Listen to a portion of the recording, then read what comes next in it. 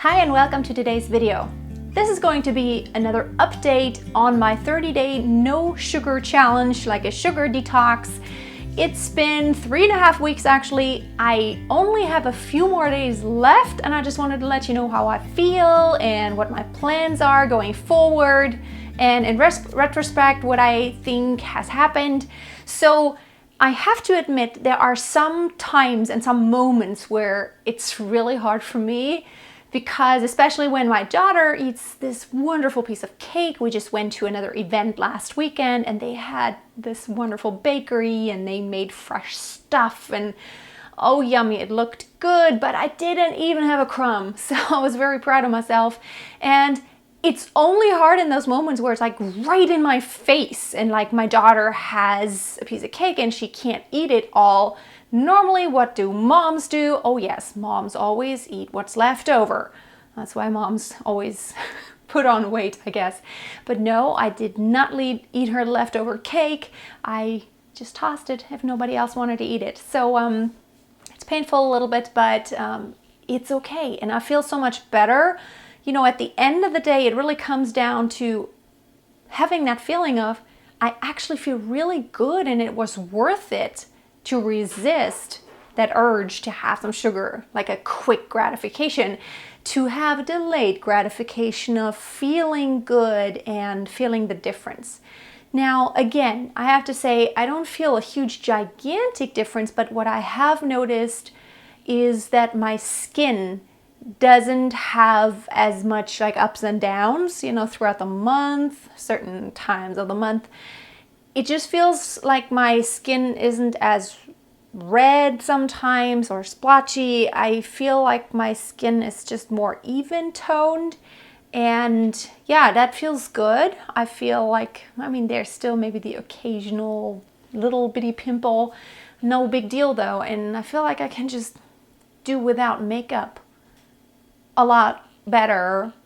I do go without makeup a lot, but it just feels like I still have a nice skin even when I don't put on makeup. Another thing that I really actually like is that it challenges me. Not eating any sugar challenges me to come up with new ideas for flavors. So I made my own coffee creamer and I come up with new flavors that are actually healthy and really subtracting all sugar. You can make a lot of stuff and just leave out the sugar. You can make cake. And of course, when you put bananas in something, there is actually sugar, and I'm totally aware of that.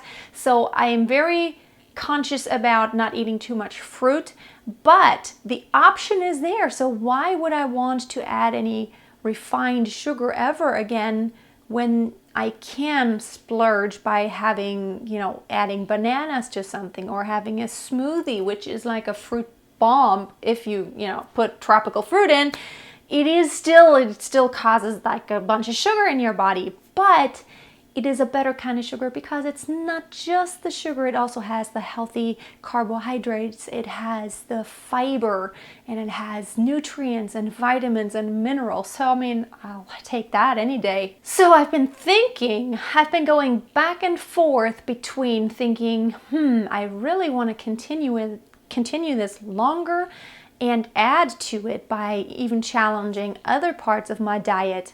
I do eat and drink dairy. I have read tons of books and listened to audiobooks and listened to podcasts about health and digestion and all kinds of health related topics. And what I found is very interesting, that it really does matter what your genetics are. So for me, my genetics are Central European descent, right? So all of my ancestors came from Central Europe, meaning for the past few thousand years, my ancestors had to rely on dairy and meat a lot. Maybe not so much meat, because that is also very hard to come by, but dairy was such an important part of diet for the past few thousand years here in Central Europe, because in winter, hardly anything grows. There's some kinds of cabbage, there is some kind of herbs, and the land just doesn't bring forth any fruit in the winter. So having dairy and the fat and the nutrients from dairy, I totally get the argument that, well, you know, cow's milk is made for calves and not for humans. Totally true. But I also have learned that your gut biome, which means all the bacteria and little microbes that are inside of your gut that essentially digest, because you don't digest, all those microbes digest for you. Those can change within just a few years. And it only takes, I think, like 1,000 years or so for your genetics to change in that way to where you either have a tolerance for something or you don't. And in my life, when I was a little child, we lived in a little town and it was totally important to have dairy. That was an integral part of everyone's diet. So having fresh dairy, which back then I got it from the farmer, it came straight out of the cow, not homogenized or pasteurized. We just had it just the way nature had it, right? I do use nut milk for some things, but then there are other things where I'm not satisfied taste-wise just having nut milks. And of course, in milk, there's sugar, there's lactose. I realize that. But I feel I might probably continue on with the no sugar, and like I said in my last video, maybe allow myself a very limited, maybe just once a week, I can have a little something. I really feel it is so much better for the body because sugar is something that is totally not necessary to have an overload of. It's really bad. Sugar is just bad when it's too much. But I feel the best thing I can do for my body is just to keep the sugar out as much as possible. And if I have sugar, then it's just going to be sweetness that comes out of natural sources, such as fruits.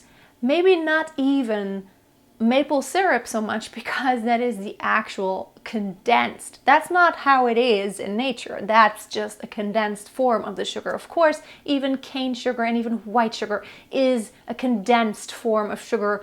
It is boiled down, it is condensed, then it is refined. I know for a fact, if I lived all by myself and I didn't have kids around and any other people, it would be so much easier. I think my biggest win in doing this challenge is really, once again, making myself think about each and every choice that I make when it comes to what I put into my body. I have changed a lot of things around in the past few years, like I don't buy cosmetics that are not natural anymore, and I do feel like it does help to stay healthier. I hardly ever get sick and I feel like I'm in really good shape. My skin looks good for my age, I think, and I feel good for my age. I probably could say I feel better than when I was 25 because now I make healthy choices all the time. So that's my update, and I might make one more update after the 30 days and maybe if I continue on, how that continues. And maybe I'll do other challenges. I would love for you to join me a little bit, and maybe you can comment if you think it's something you want to do to really get off sugar, or if you think it's way too hard. Maybe you really think you're addicted to sugar, which it's really easy to be. Have a wonderful day. Give the video a thumbs up if you liked it, and I hope to see you soon. Bye.